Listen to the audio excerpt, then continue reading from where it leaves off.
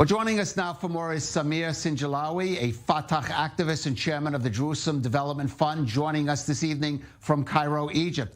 And Samir, Israel says it has presented evidence that these groups are linked to the Popular Front for the Liberation of Palestine, the PFLP, designated as a terrorist group, and that's the reason for the designation. Your response to that?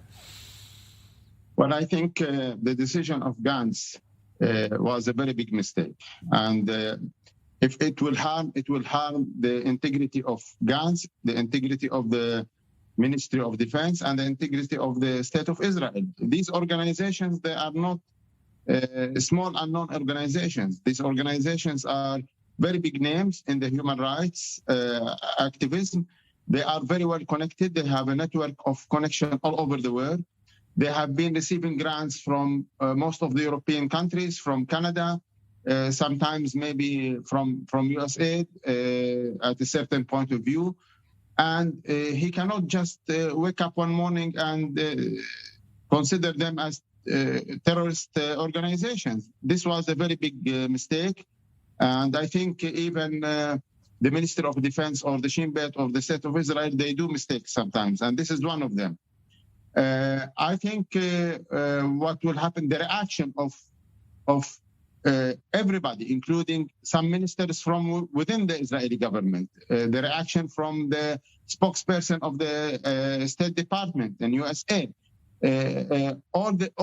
everything indicates that this decision was not welcomed by the international community or even locally. And more important, it was not welcomed by Palestinians, because these people are representing the Palestinians much more than Abbas, the partner of Gantz in the security coordination. Well, let me ask you.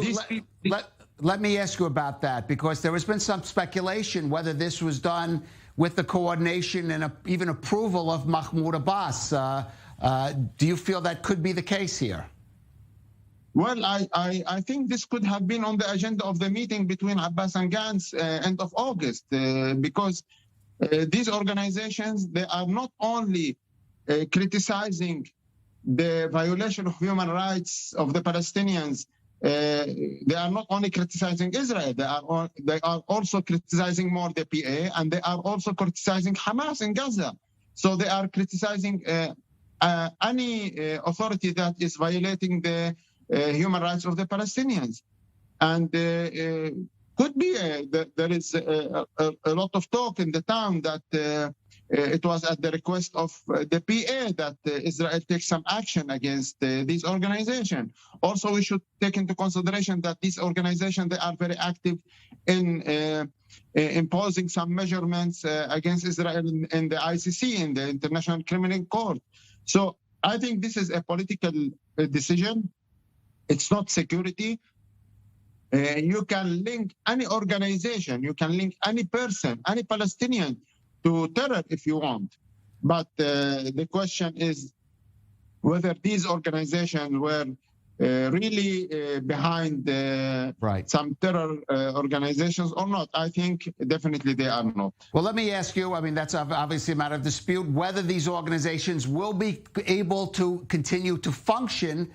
Some have said that despite the decision that affects outlaws them, but some of them operate, of course, within the Palestinian sphere, within Ramallah, whether they will be able to continue to function to some degree despite this designation. I think these organizations, after this decision, since it has not been convincing to most of the international community, these organizations will receive more support locally and internationally, and they will grow more and they will be stronger in their human rights defense activities. Right. Do you think the United States, which is trying to establish reestablish relations with the Palestinian Authority in this case, is going to be able to take an active role here, given the fact that, of course, it does see the Palestinian Authority and Mahmoud Abbas for the moment as the representative party of the Palestinians? Do you think the Biden administration is going to take up this cause?